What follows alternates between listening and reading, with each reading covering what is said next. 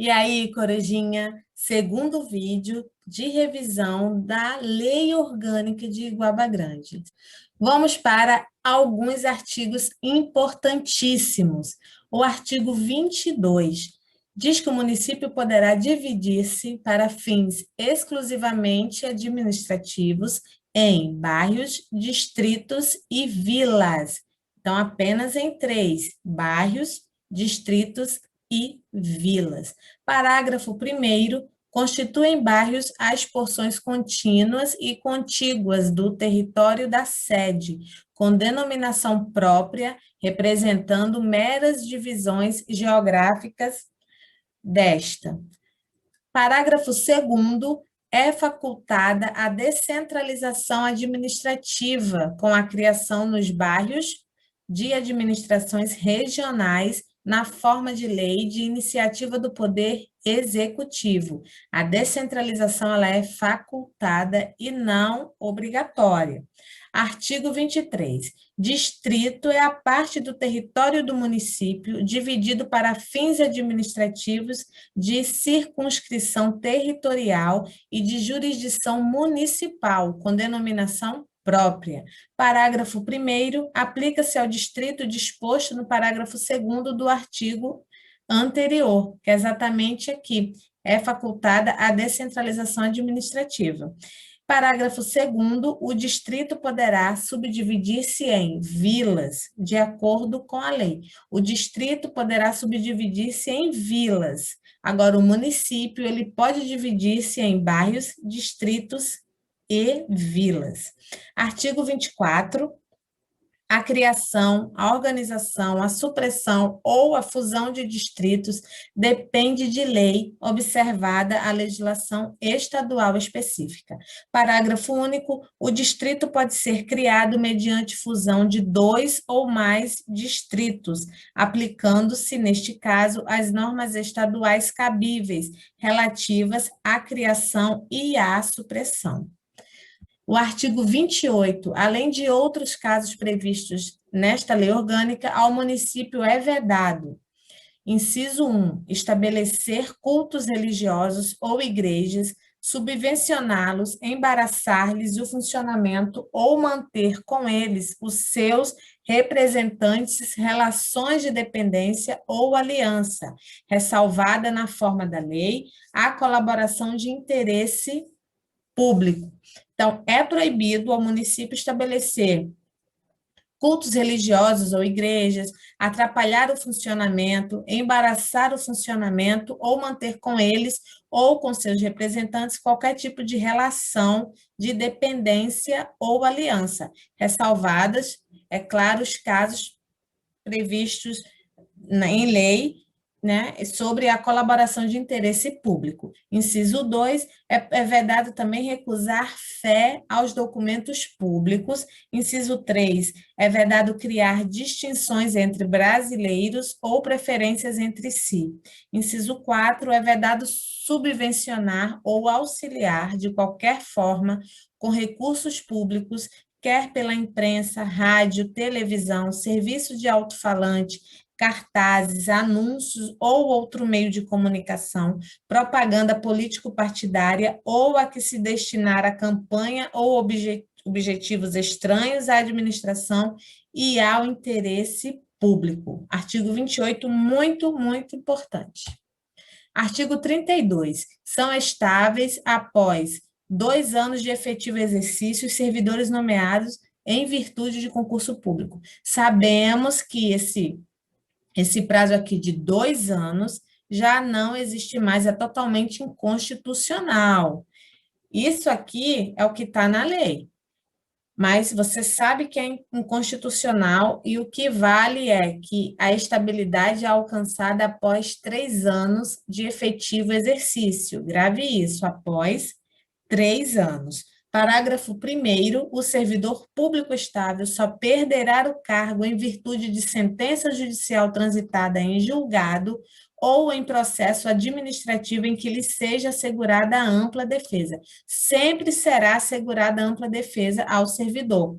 E existem 2 casos apenas para que o servidor perca o cargo, mediante a sentença judicial transitada em julgado ou pelo PAD, desde que seja assegurada a ampla defesa. Parágrafo 2º, invalidada por sentença judicial, a demissão do servidor estável, será ele reintegrado. Então, o servidor foi demitido, e aí entrou na justiça e tal, e foi invalidada essa sentença. Ele vai retornar ao cargo, e esse nome de provimento será reintegração. E o eventual ocupante da vaga será reconduzido ao cargo de origem sem direito à indenização, aproveitado em outro cargo ou posto em disponibilidade. Parágrafo 3º, extinto o cargo ou declarada a sua desnecessidade, o servidor estável ficará em disponibilidade remunerada, até seu adequado aproveitamento em outro cargo. Artigo 34, o poder legislativo ele é exercido pela Câmara Municipal. Parágrafo único, cada legislatura tem a duração de 4 anos, correspondendo cada ano a uma sessão legislativa. Resumindo, cada legislatura corresponde a 4 anos e cada sessão legislativa corresponde a 1 ano. Artigo 35. A Câmara Municipal compõe-se de vereadores eleitos pelo sistema proporcional como representantes do povo, com mandato de 4 anos. Parágrafo 1º, são condições de elegibilidade para o exercício do mandato de vereador na forma da lei federal. Inciso 1, a nacionalidade brasileira. 2, o pleno exercício dos direitos políticos. 3, o alistamento eleitoral. 4, o domicílio eleitoral na circunscrição. 5, a filiação partidária. 6, a idade mínima de 18 anos. 7, ser alfabetizado. Atente-se exatamente no texto da lei, que é o que a prova vai cobrar. A redação na íntegra da lei orgânica. Parágrafo 2º é de 11 o número de vereadores da Câmara Municipal de Iguaba Grande.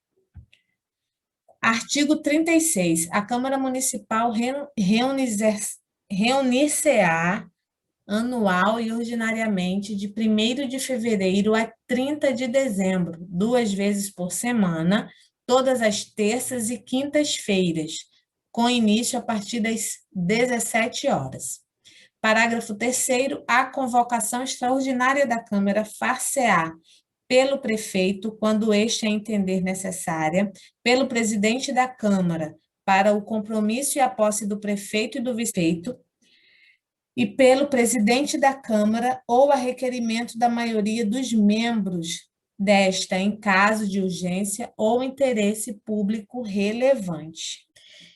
Artigo 37. As deliberações da Câmara serão tomadas por maioria de votos, presente a maioria de seus membros, salvo disposição em contrário prevista na Constituição da República e na Lei Orgânica. Artigo 38. A sessão legislativa ordinária não será interrompida sem a deliberação sobre o projeto de lei orçamentária.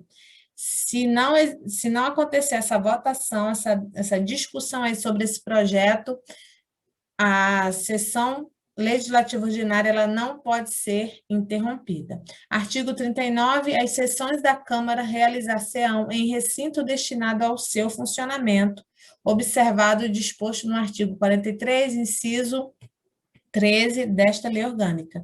Parágrafo 2º do artigo 39, poderão ser realizadas sessões solenes ou itinerantes fora do recinto da Câmara. Artigo 40. As sessões serão públicas, salvo deliberações em contrário, de 2/3 dos vereadores, adotada em razão de motivo relevante. Então, elas serão públicas, as sessões serão públicas, salvo, em alguns casos, quando houver a deliberação de 2/3 dos vereadores. Artigo 41. As sessões somente serão abertas com a presença de, no mínimo, 1/3 dos membros da Câmara Municipal. Ela não será aberta com menos de um terço, no mínimo um terço dos membros. Artigo 101. A administração municipal é constituída de órgãos integrados na estrutura administrativa da prefeitura e de entidades dotadas de personalidade jurídica própria. Parágrafo 2º. As entidades dotadas de personalidade jurídica própria, que compõem a administração indireta do município, se classificam em autarquia, que é o serviço autônomo, é criada por lei, com personalidade jurídica, patrimônio e receita própria, para executar atividades típicas da administração pública, que requeiram para seu melhor funcionamento gestão administrativa e financeira descentralizada.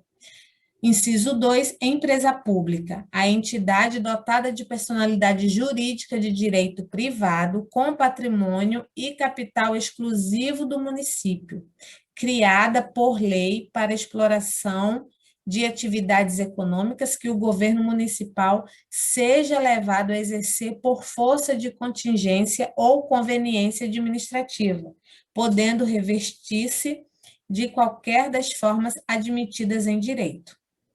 Inciso 3, sociedade de economia mista, a entidade dotada de personalidade jurídica de direito privado, criada por lei para exploração de atividades econômicas sob a forma de sociedade anônima, cujas ações com direito a voto pertençam, em sua maioria, ao município ou à entidade da administração indireta.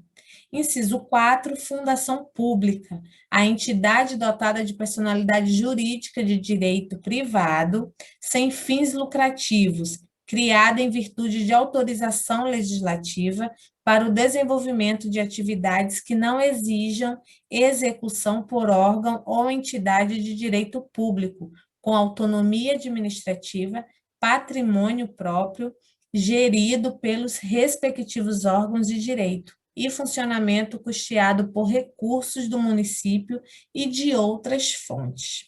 Neste vídeo, eu trouxe vários artigos, vários parágrafos muito importantes para você que vai fazer a prova da Prefeitura de Iguaba Grande. Outros artigos importantes são os que tratam da competência privativa do município, da competência suplementar, que é o artigo 27. Então, os artigos 25, 26 e 27 são também muito importantes, e a competência da Câmara Municipal também é muito importante. Então, o ideal é que você faça uma leitura dessas competências e vá para a sua prova sabendo um pouco sobre elas. Temos o nosso simulado sobre a lei orgânica, e para adquirir, basta realizar o pagamento de R$ 14,00 e enviar para a gente o comprovante, o nome completo, CPF e e-mail para o telefone 21 96756 1113. Lembrando que o material contém 50 questões com gabarito comentado. É 100% digital e não pode ser impresso. Temos também outros simulados sobre conhecimentos gerais de Iguaba Grande. Contém também 50 questões e um investimento de R$ 14,00. Temos sobre o Estatuto dos Servidores de Iguaba, 50 questões, investimento também de R$ 14,00, e o Estatuto do Magistério, também com 50 questões e um investimento de apenas R$ 14,00. Não se esqueça, ainda dá tempo de adquirir os seus simulados. Quando faltar sorte, faça sobrar atitude. O azar morre de medo de pessoas determinadas. Não dê sorte para o azar. Seja determinada. Insista, persista e não desista. Até a próxima. Fui.